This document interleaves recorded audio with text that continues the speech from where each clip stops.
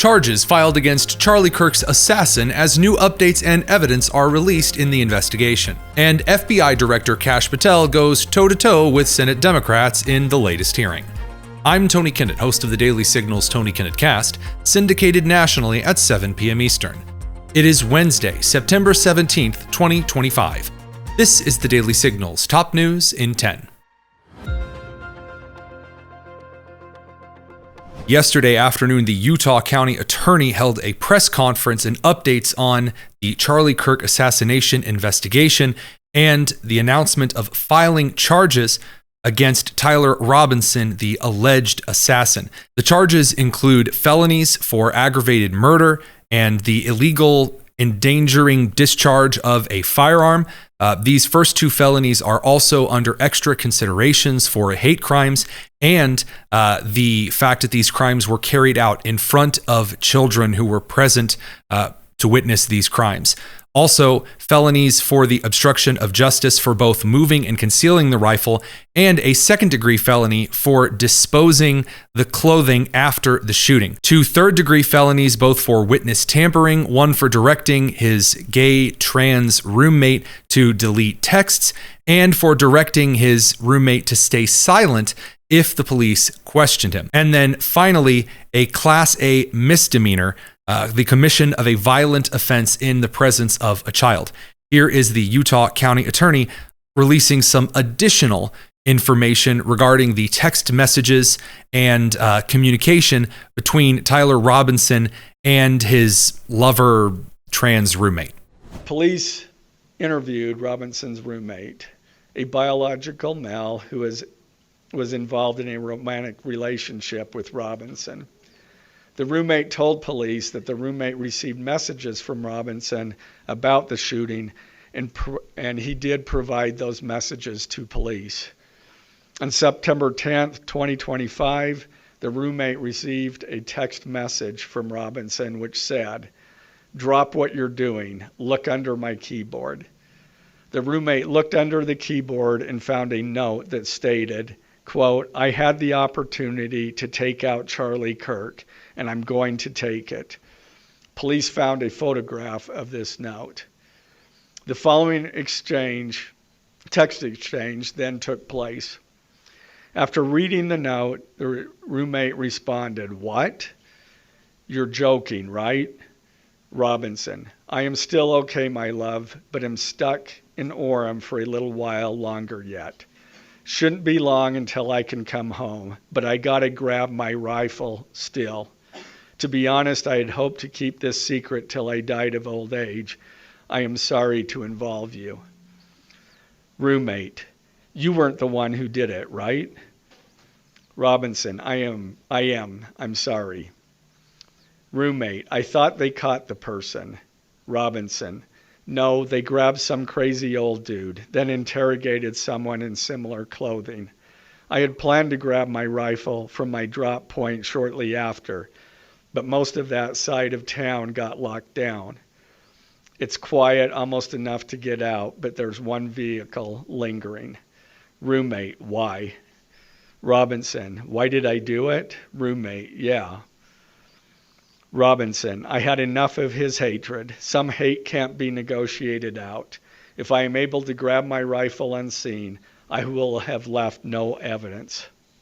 In a Senate hearing yesterday, FBI Director Kash Patel told Senator Josh Hawley what some of the next steps in the investigation were regarding a possible branching out to look into other Antifa members, perhaps more than 20 individuals. Here was that back and forth. Sure. Reports have suggested that the FBI is investigating a broader network of groups that may have had some knowledge of the shooter's plans.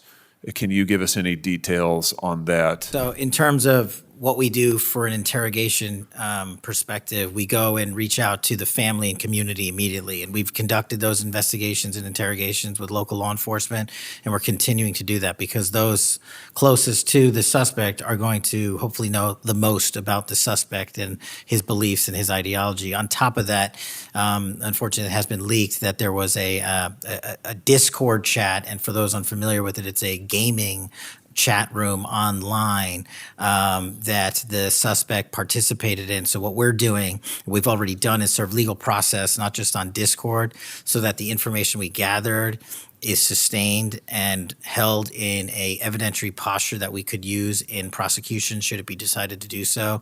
And we're also going to be investigating anyone and everyone involved in that Discord chat. Okay, very good. I see the public reports that the Discord thread had as many as 20 additional users. It sounds like you're trying to run down all of that to see if that's accurate, who else may have been on that thread, what they may have known. Is that fair to say? It's a lot more than that, and we're running them all down. It's a lot more than 20? Yes, sir. And you're running all of that to ground? Every single one. Yeah. And lastly, FBI Director Kash Patel went toe-to-toe with several Senate Democrats yesterday during a rather testy hearing. This included, as you may suspect, a couple of shouting matches between, for example, Democrat Senator Adam Schiff of California and Director Patel. And we have countlessly proven you to be a liar in Russiagate, in January 6th. You are the biggest fraud to ever sit in the United States Senate. You are a disgrace to this institution and an utter coward. I'm not surprised. I'm not surprised that you continue to lie from your perch and put on a show so you can go raise money for your charade. You are a political buffoon at best.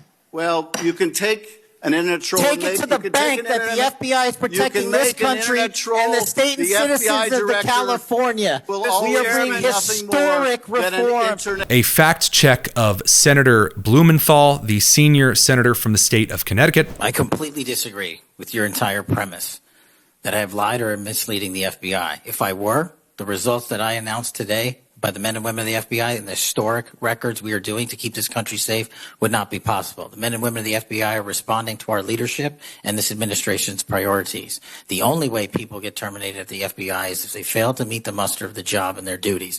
And that is where I will leave it. And you accusing me of lying is something I don't take lightly, but I'm not going to get into a tit for tat with you. Well, let me just ask you to answer my question. Has anyone from the White House contacted you about personnel decisions? Generally speaking, we always discuss with the White House, OMB, during the budget process, how many personnel we need, who we need where. Answer is yes. For budgetary purposes and and to fire people, agents, because they participated in investigations of the president. I don't receive directions to do that. Has anyone I make the suggested decisions. it? Has anyone asked you to do it? The best information is yes, you've taken suggestions and direction from the White House in firing qualified agents. Any termination at the FBI was a decision that I made based on the evidence that I have as a director of the FBI, and it's my job, and I'm not going to shy away from it. And as you stated, those are allegations, and that is an ongoing litigation. So they'll have their day in court, so will we.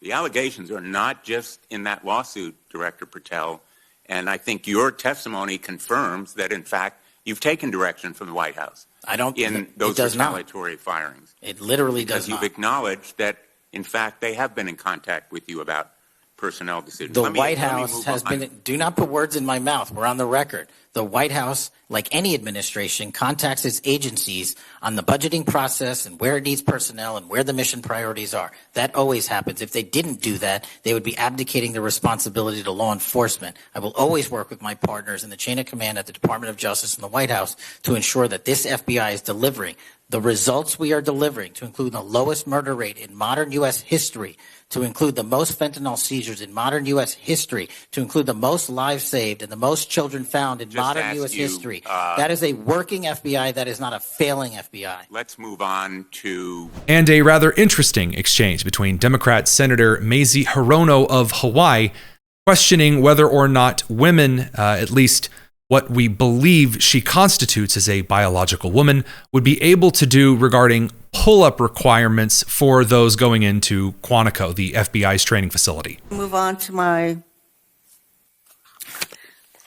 you've been asked some questions about changes to your hiring standard, and including college degrees and possibly the age. But, one question I had is,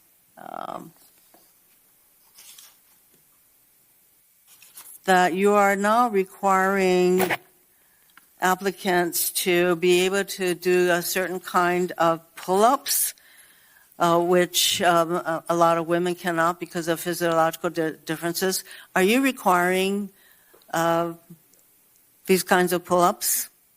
We are requiring a physical program at BFTC at Quantico because FBI agents carrying guns in the field have to chase down bad guys and do really hard work. The physical fitness standards of those agents So are are being you requiring appropriately these assessed. kinds of pull-ups? We are requiring everybody to pass the 1811 standards at BFTC. If you want to chase down a bad guy Excuse me. and put the him in reason I handcuffs, you asked- better be able to do a pull-up. The reason I ask is that there are concerns about whether or not being able to do these kinds of harsh pull-ups is really required of FBI agents.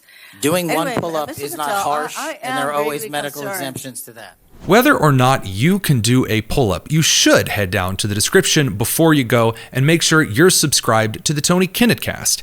And join us tonight at 7 p.m. Eastern, where we dig into the day's news and nonsense, specifically the growing concern about progressive revolutionary activity through the means of discord, resulting in the overthrowing of Nepal in under 2 weeks. I'm Tony Kinnett, and this has been the Daily Signal's Top News in 10. Take care.